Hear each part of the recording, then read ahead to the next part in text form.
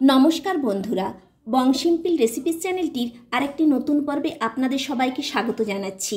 আজ আমি আপনাদেরকে খুব সহজেই ইলিশ মাছের তেল ঝাল বানিয়ে দেখাবো। তাহলে চলুন বন্ধুরা, দেখে নিন আমি কিভাবে ইলিশ মাছের তেল ঝাল বানিয়েছি। ইলিশ মাছের তেল ঝাল বানাবার জন্য এখানে আমি 6 পিস ইলিশ মাছ নিয়েছি।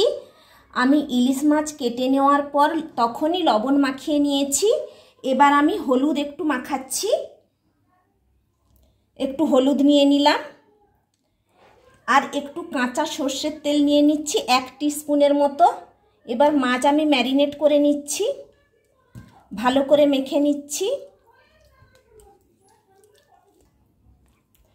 মাছ আমি ম্যারিনেট করে নিয়েছি।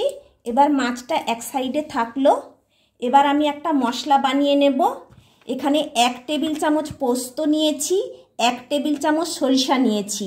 সাদা সরষা বা কালো সরষা যে কোনো হলেই হবে। এই দুটো মিলে আমি একটা পেস্ট বানিয়ে নেব। সরষে আর পোস্তর পেস্ট আমি বানিয়ে নিয়েছি। আর একটা মশলা আমি বানিয়ে নেব, তার জন্য একটা বাটি নিয়েছি। এই বাটিতে কিছুটা জল দিয়ে দিচ্ছি। এই জলের মধ্যে আমি নিয়েছি, এখানে আমি 1/2 টিস্পুন লাল লঙ্কার গুঁড়ো নিয়েছি। আপনারা যদি শুধু কাঁচা লঙ্কা দিয়ে খেতে চান তাহলে সর্ষে পোস্তর সঙ্গে কাঁচা লঙ্কাটা বেটে নেবেন।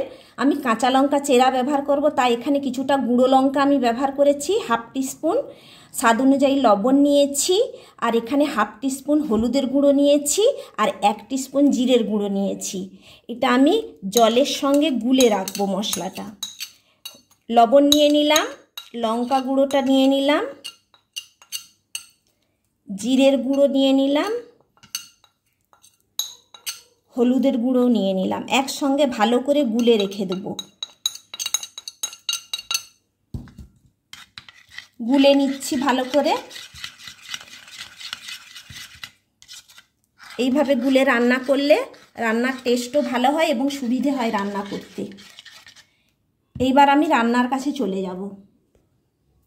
গ্যাস জেলে কড়াই বসিয়ে অল্প সর্ষের তেল দিয়ে দিয়েছি। রান্নাটা সর্ষের তেলেই করব।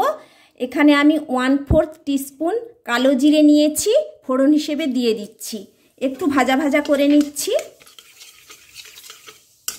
একটু ভাজা ভাজা করে নিয়েছি। এইবার আমি যে মশলাটা গুলিয়ে রেখেছিলাম এই মশলাটা আমি দিয়ে দিচ্ছি। এবার একটু কষিয়ে নিচ্ছি মশলাটা।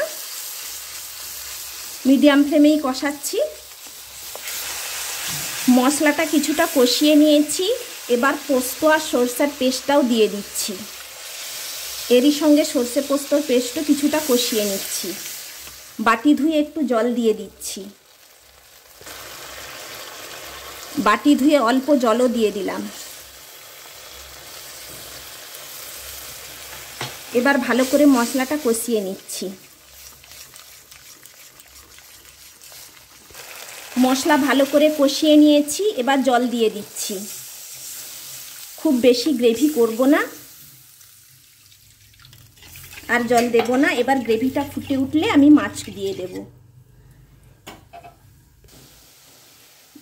গ্রেভিটা ফুটে উঠেছে, এবার মাছগুলো দিয়ে দেব। আমি কাঁচা মাছই রান্না করছি। মাছগুলো না ভেজে রান্না করলে এই মাছের টেস্ট খুবই ভালো হয়। সব মাছগুলোই দিয়ে দিলাম। এবার দিয়ে দেব চেরা কাঁচা লঙ্কা। আমি রান্নাটা 15 মিনিট ধরে করব, তবে 10 মিনিট পর আমি খুলে দেখব। ঢাকনা দিয়ে দিচ্ছি এবং ফ্লেমটা মিডিয়ামে করে দিচ্ছি। 10 মিনিট পর ঢাকনা খুলছি। এবার মাছ আমি একটু উল্টে দিচ্ছি। সমস্ত মাছগুলোই আমি উল্টে দেব।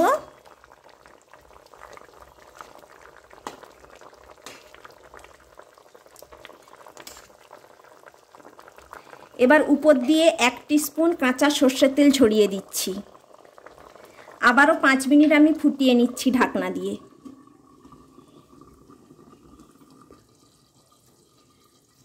আবারও 5 মিনিট পর ঢাকনা খুলছি। রান্নাটা হয়ে গিয়েছে। এবার আমি গ্যাস বন্ধ করে দিচ্ছি এবং গরম গরম পরিবেশন করব। দেখুন বন্ধুরা, আমি ইলিশ মাছ দিয়ে তেল ঝাল বানিয়ে নিয়েছি। খুবই সুস্বাদু হয়েছে খেতে। আপনারাও এইভাবেই বাড়িতে বানাবেন, আপনাদেরও খেতে খুবই ভালো লাগবে। আমার এই রেসিপিটা যদি আপনাদের ভালো লেগে থাকে তাহলে লাইক শেয়ার কমেন্টস করতে ভুলবেন না।